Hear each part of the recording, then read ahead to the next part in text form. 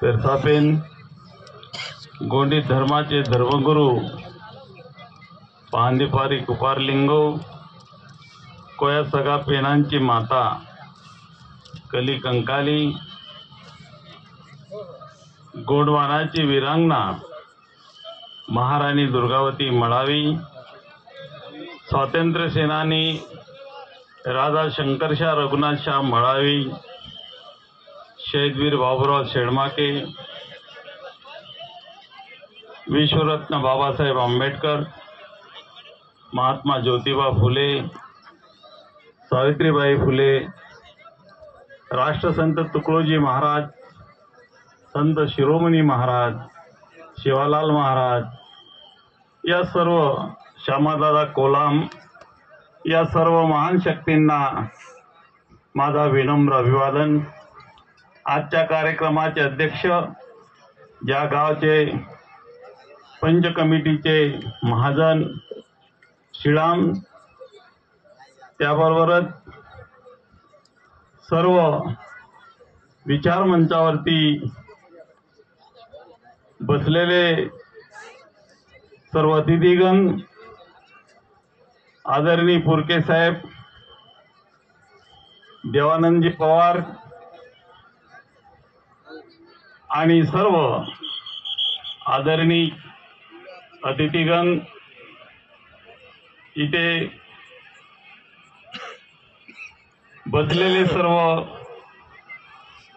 बंधू आणि भगिनींनो सर्व बहुजन समाज आजच्या कार्यक्रमाचे आयोजक अजय आत्राम म्हणजे अलीकडे समाजसेवेमधला उगवता सूर्य म्हणायला काही हरकत नाही आणि त्यांच्याबरोबर असलेले सर्व त्यांची कमिटी या गावची पंच कमिटी या गावचे सरपंच ग्रामपंचायत सदस्यगण शिक्षक वृंद मला वाटतं या कार्यक्रमाला बंदोबस्त आहे का? जे बंदोबस्तामध्ये आलेले असतील ते सर्व पोलीस कर्मचारी जे काही प्रिंट मीडिया असेल इलेक्ट्रॉनिक मीडिया असेल ते सर्व पत्रकार बंधू आणि या माईकचा आवाज जिथपर्यंत जात आहे जिथे कुठे बसून हा कार्यक्रम ऐकत असतील ते सर्व या गावची प्रतिष्ठित मंडळी आणि मित्रांनो काही विधिवत आजच्या या कोयाता ढेमसा स्पर्धा व सामाजिक प्रबोधन या कार्यक्रमाचं विधिवत उद्घाटन झालं। या कार्यक्रमाचं उद्घाटन झालं असं मी जाहीर करतो। मित्रांनो कोयाता ढेमसा आणि त्याला लागून प्रबोधन माझ्या माहितीप्रमाणे ढेमशामध्ये ढेमसा नृत्यामध्ये प्रबोधन करणे म्हणजे तारेवरची कसरत असते। ढेमशा कार्यक्रमामध्ये प्रबोधन करणे हे तारेवरची कसरत असते। त्या यासाठी सर्व लोकांचं त्या नृत्याकडे लक्ष केंद्रित असते। तुम्ही काय म्हणता कसं काही केलं नसते तरी औपचारिकता म्हणून प्रबोधन करणे हे तेवढंच काळाची गरज आहे। तर मी या लिंग विचार मंचावरून या कोया ढेमसाच्या त्या कार्यक्रमाच्या भाषणाला सुरुवात करण्यापूर्वी मी गोंडीमध्ये काव्य म्हणेल आणि बाबूराव शेडमाके यांच्या जयंती दिनानिमित्त हे होत आहे। हे बाबूराव शेडमाकेचं जयंती पर्व आहे। त्यांच्यावरती एक काव्य म्हणेल आणि एक दोन मुद्द्यावरती आपल्याशी संवाद साधेल। जास्त वेळ घेणार नाही। स्टँड नव्हतं का रे बाबा? कारण आम्हाला बोलण्याची सवय आहे कवरही चालते आणि म्हणून मी जास्ती वेळ घेण्याचा प्रयत्न करणार नाही. गोडीमध्ये माझ्या काव्याला सुरुवात करतो. अन्याय जुलूमने बचपन में शांति, अन्याय जुलूमने बचपन में शांति, मीवा नाट ना सेवाते पोतुसीम गोंडवानाचा क्रांती, गोंडवानाचा क्रांती. बाबुराव शेळमाकेंना अभिवादन करण्यासाठी मी म्हणेल,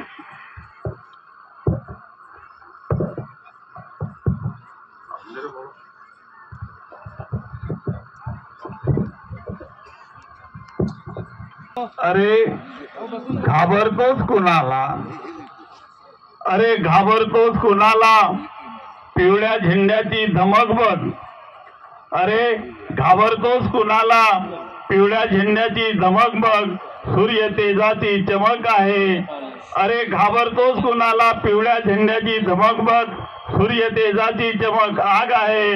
बाबुराव शेळमाके गोंडवानाचा वाघ आहे, गोंडवानाचा वाघ. शेळ्या मेंढ्याच्या कळपातला आळ जात नाही, शेळ्या मेंढ्याच्या कळपातला आळ जात नाही, असली सागवनातला साग आहे. शेळ्या मेंढ्याच्या कळपातला आळ जात नाही, असली सागवनातला साग आहे. गोंडवानाचा गोंद्या नाग आहे. बाबुराव शेळमाके गोंडवानाचा वाघ आहे, गोंडवानाचा वाघ. आता सरसडू दे तुझ्या नसा नसात रक्त, आता सरसडू दे तुझ्या नसा नसात रक्त, आणि सांग फक्त आणि फक्त आम्ही वीर बाबुराव शेळमाकेचे भक्त, आम्ही वीर बाबुराव शेळमाकेचे भक्त. मित्रांनो, आजचा हा कार्यक्रम विशेष अभिनंदनास पात्र यासाठी आहे की आपण या माध्यमातून गोंडी संस्कृती, भाषा या कल्चरवरती आणि सामाजिक प्रबोधन करण्याच्या दृष्टीने आपण हा विचार मंच आपण येथे उपलब्ध करून दिलेला आहात. मित्रांनो, नाण्याला दोन बाजू असतात.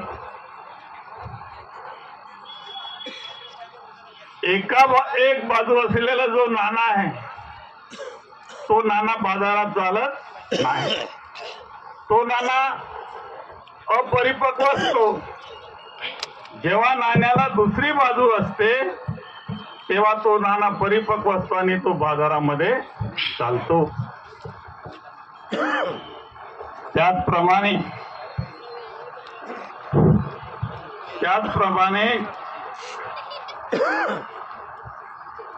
समाजकारण आणि राजकारण ह्या नाण्याच्या दोन बाजू आहेत. तुम्हाला समाजकारण करायचं असेल तर समाजामधल्या ज्या काही उद्देश आहेत, समस्या आहेत, त्याची पूर्तता करण्यासाठी राजकारण करावंच लागेल. समाजरूपी गाड्याचे धर्माचं एक चाक आणि राजकारणाचा दुसरा चाक, समाजकारणाचा एक चाक आणि राजकारणाचा दुसरा चाक, हे दोन्ही चाक समाजरूपी गाड्याला जर आपण लावलं आणि हा सशक्त गाडा जर आपण उभा केला, मी दाव्याने सांगतो, हा गाडा तुम्ही आज जे मनामध्ये अपेक्षित केलेले आहात त्या उद्देशापर्यंत, त्या ध्येय सिद्धीपर्यंत हा गाडा गेल्याशिवाय राहणार नाही. बंधूंनो, हे शिस्तबद्ध समाजकारण करण्याची गरज आहे. केवळ वेळ निभावून नेण्यासाठी आपण बोलतो, परंतु केवळ बोलण्याने त्या गोष्टी होत नाही. संस्कृती जतन करणे, धर्माचं जतन करणे, सामाजिक समस्या ज्या ज्या गोष्टी आहेत या करण्यासाठी तुम्हाला शिस्तबद्ध विशिष्ट चाकोरीमधून त्याची रणनीती ठरवून हे करावं लागणार आहे. आज त्या सर्व समस्या भारतीय संविधानाच्या आर्टिकल 29 वरती लक्ष केंद्रित करतात आणि याच्यावरती विस्ताराने चर्चा होणे तेवढीच काळाची गरज असते आणि ती चर्चा ऐकण्याची मानसिकता एकाग्रता समोर असायला पाहिजे. आम्ही त्या संस्कृतीचं प्रोटेक्शन करण्यासाठी निघालो, जतन करण्यासाठी निघालो. मग आम्हाला या भारतीय संविधानाने दिलेले जे अधिकार आहेत, बहाल केलेले अधिकार आहेत, ते अधिकार त्याचा उपभोग त्या अधिकारानं नव्हे आमचे कल्चरचं प्रोटेक्शन होत आहे का याचंही चिंतन करणे महत्वाचं आहे. आर्टिकल 21 मध्ये अन्न, वस्त्र, निवारा, जीवितवाचं संरक्षण याची हमी दिली. वर्तमान परिस्थितीमध्ये आमचा अन्न, वस्त्र, निवाऱ्याचा प्रश्न सुटला का, जीवितवाचं संरक्षण होत आहे का, हा महत्वाचा प्रश्न. प्रास्ताविकेमध्ये सांगितलं गेलं, भाषेचा गर्व सर्वांनी बोलून दाखवलं. भाषेचं आम्हाला जतन करण्यासाठी अनुसूची 8वीचे जे अधिकार आहेत, अनुसूची 8वी जी सूची आहे त्या सूचीप्रमाणे आम्हाला या देशामध्ये गोंडी भाषेला संविधानाच्या 8व्या सूचीमध्ये समावेश करण्याची गरज आहे. उशिरा का होईना आर्टिकल 25च्या दृष्टीने धर्म, संस्कृती, भाषा या दृष्टीने आमच्यामध्ये उशिरा का होण्याची जागृती झाली आणि संविधानिक जे अधिकार आहेत इच्छा प्रस्थापित व्यवस्थेने नाकारलेलं आहे, इच्छा राज्य व्यवस्थेने नाकारलेलं आहे, राज्यकर्त्यांनी नाकारलेलं आहे. ते अधिकार मागण्यासाठी उशिरा का होईना हा समाज आता उठून उभा झालेला आहे. बंधूंनो, हा समाज जागृत झालेला आहे याचा मला गर्व आहे. आणि म्हणून मित्रांनो, बाबूराव शेळमाके सारखे अनेक शहीदवीर या देशामध्ये आदिवासींचे झाले. ज्यांनी कधी छातीवरती गोळ्या झेलल्या नसेल, माथेवरती लाठी खाल्ली नसेल, अशांचा स्वातंत्र्य सेनानी म्हणून इथं इतिहास लिहिला जातो. जे हजारो आदिवासी शहीद फासावरती गेले या देशाला स्वातंत्र्य मिळवून देण्यासाठी, तोफेच्या तोंडी उडवून दिल्या गेलं. आंध्रामध्ये तर एकाच वडाच्या झाडाला हजारो गोंड सैनिकांना एका दिवशी फाशी दिल्या गेली. छत्तीसगडमध्ये सोलाकान मरकामला ब्रिटिशांनी फुल्यान झाडाला फाशी दिली. 15 दिवस पेट लटकवून ठेवलं लोकांमध्ये दहशत निर्माण करण्यासाठी. राजा शंकरशाह, रघुनाथशाह मळावीला दोघा पिता पुत्रांना तोफेच्या तोंडी बांधून त्याला उडवलं गेलं. मांसाचे तुकडे तुकडे लोणे पडले, सळा पडला. बाबूराव शेळमाकेंना चंद्रपूरच्या सेंट्रल जेलच्या समोर पिंपळाच्या झाडाला खुलेआम फाशी दिली. तरी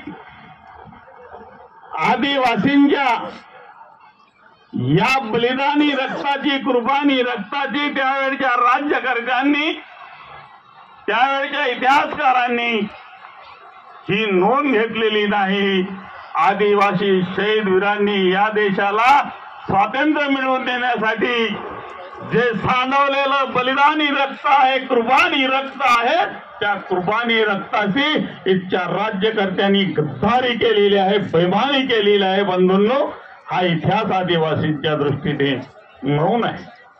आणि म्हणून मित्रांनो, या दृष्टीने तळपायाची आग तुमच्या मस्तकामध्ये भिळाला पाहिजे, नागेचा डोम तुमच्या डोळ्यासमोर उभा झाला पाहिजे. नालायक राज्यकर्त्यांनी बाबूराव शेळबागेचा इतिहास जरी लिहिला नसेल, दादा संघर्ष रघुनाथचा इतिहास जरी लिहिला नसेल, आता आम्ही आमच्या आपण गटाच्या भरवशावरती हा इतिहास आम्ही लिहून काढणार, नव्याने लिहून काढणार. हा संकल्प आम्हाला सर्वांना करावा लागणार आहे. आणि म्हणून मित्रांनो, आम्ही आजच्या वर्तमान परिस्थितीमध्ये सामाजिक दृष्ट्या, राजकीय दृष्ट्या, शिक्षणाच्या दृष्टीने, सामाजिक एकतेच्या दृष्टीने, अन्याय अत्याचाराच्या दृष्टीने आम्हाला संघटित होणे काळाची गरज आहे, जागृत होणे काळाची गरज आहे. मी जाता जाता एका विषयाकडे लक्ष केंद्रित करतो, जास्ती वेळ घेत नाही. मला वाटते तिकडे सुरू झालेला आहे आवाज वगैरे. मी इथे बसलेले सर्व विद्वान आहेत, तुर्के साहेब वगैरे, संविधानाच्या आर्टिकल 25 कडे आपलं लक्ष केंद्रित करतो सर्वांचं. संविधानाच्या आर्टिकल 25 ने या देशामध्ये सर्वांना आपला धर्म पाळण्याचा, आचरण्याचा, त्याचा प्रसार करण्याचा अधिकार दिलेला आहे. मग या देशामध्ये गोंडवानाकालीन जे गोंडी धर्माचे धार्मिक स्थळ आहेत, ते धार्मिक स्थळ तिथे आमच्या कमिट्या नाही. तिथे बहुजनांच्या कमिटी आहेत. मग ते चंद्रपूरची महाकाली असेल, केळापूरची जगदंबा असेल. या देशामध्ये बौद्धांच्या बौद्ध विहारावरती इतरांच्या बहुजन कमिटी आहेत का? या देशामध्ये शंकराचार्याच्या शक्तीपीठावरती इतरांच्या कमिटी आहेत का? या देशामधल्या मस्जिदमध्ये इतरांच्या सार्वजनिक कमिटी आहेत का? या देशामधल्या ख्रिस्तांच्या चर्चमध्ये इतरांच्या सार्वजनिक कमिट्या आहेत का? मग गोंडवानाकालीनच या धार्मिक स्थळांवरती इतर बहुजनांच्या कमिट्या का? हा याच लोकांवरती, या संस्कृतीवरती हा आघात का, अन्याय का? संविधानाच्या आर्टिकल 25 ने जे अधिकार आम्हाला दिलेत, ते अधिकार आम्हाला लागू नाहीत का? हा प्रश्न या निमित्ताने आपल्या समोर मी करतो. आणि जाता जाता, कारण बरेच वक्ते बोलणारे आहेत, विषय भरपूर ठेवलेले आहेत. कुठल्याही विषयावरती बोलायचं म्हटलं, विस्ताराने बोलायचं, तो मुद्दा समजावून सांगायचा म्हणलं तर अर्धा ते पाऊण तास लागतो. तेवढ्या विषयावर विस्ताराने बोलायचं गेलं तर ढेमचा इथंच गायब होत, ढेमचा इथंच गायब होऊन जात. असो, मी जाता जाता म्हणेल की आम्हाला